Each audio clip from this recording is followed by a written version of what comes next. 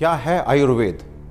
आपके किचन में रखे हुए कुछ गरम मसाले, या धोती कुर्ता और तिलक लगाकर पेड़ के नीचे दवाइयाँ बांटता हुआ कोई झोला छाप डॉक्टर, या आयुर्वेद के नाम पे सड़क के किनारे तंबू लगाकर दवाइयाँ बांटता हुआ एक पाखंडी, या बिना रिसर्च के लिखी गई कोई देहाती किताब। अफसोस की बात है कि हम में से अधिकतर लोग यही मानते हैं और यही जानते हैं, और इसी चूक का परिणाम है कि आज हमें यह दिन देखने को मिल रहा है।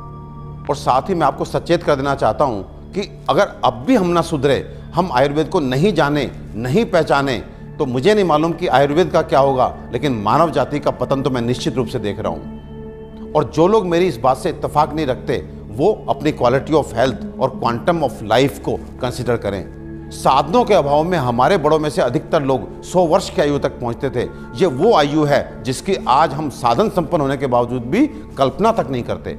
और मैं एक बार आपसे पूछना चाहता हूं कि ये जो मॉडर्न साइंस है, ये किस तरह का इलाज कर रही है? कि आपको यदि शुगर हो गया तो आप दवाई खाइए, कब तक? जिंदगी भर। आपको ब्लड प्रेशर हो गया, आप दवाई खाइए, कब तक?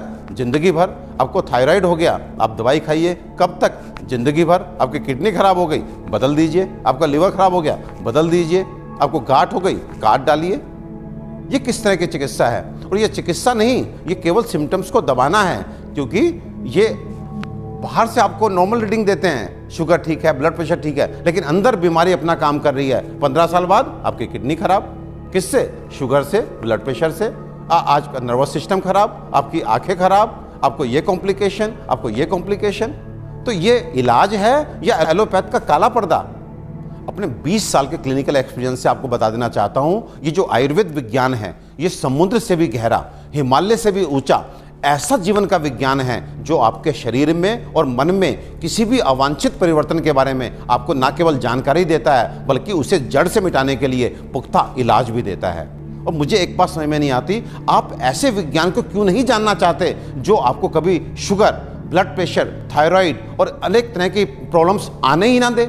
और यदि दुर्भाग्य से आ गई, आपके जेनेटिक कॉम्पोजिशन इस तरह का है कि आपको ये बीमारियां लग जाती हैं, तो इनसे कैसे आप बचे रहें और कैसे आप ठीक हो सकते हैं, इसके बारे में भी पुख्ता जानकारी दे।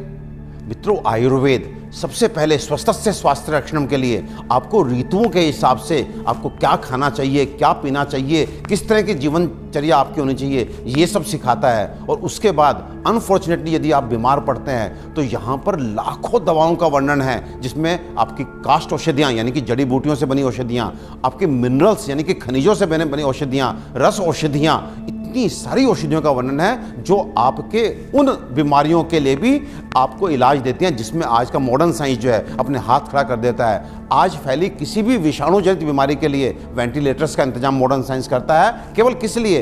इसलिए कि वो तब तक आपको जीवित रख सके जब तक वायरस अपने आप आपको छोड़ के नहीं चला जाता। तो ये किस तरह का इलाज है? जबकि आयुर्वेदिक औषधियां ऐसी हैं जो सीधे जाके वायरस को मार के आपको बीमारी से बाहर लेके आती हैं, आपको मौत से मुँह के बाहर लेकर के आती हैं। तो दोस्तों, विश्वास कीजिए, अपने आयुर्वेद को मान दीजिए, सम्मान दीजिए, जानिए, पहचानिए, अपनाइए और अपने जीवन को, अपनी हेल्थ को अच्छा कीजिए। आयुर्वेद का इलाज ना तो धीमा है और ना ही लंबा, बल्कि यह रोगों को जड़ से खत्म करता है। आधुनिक सर्जरी दुनिया को आयुर्वेद की ही देन है। आचार्य सुश्रुत को सारा संसार निर्विवादित रूप से शल्य चिकित्सा का जनक मानता है।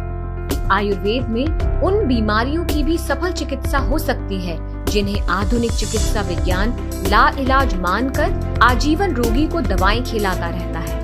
आयुर्वेद आपके और आपके बच्चों के लिए सुरक्षित है। आयुर्वेद अपनाएं और रोग मुक्त जीवन पाएं।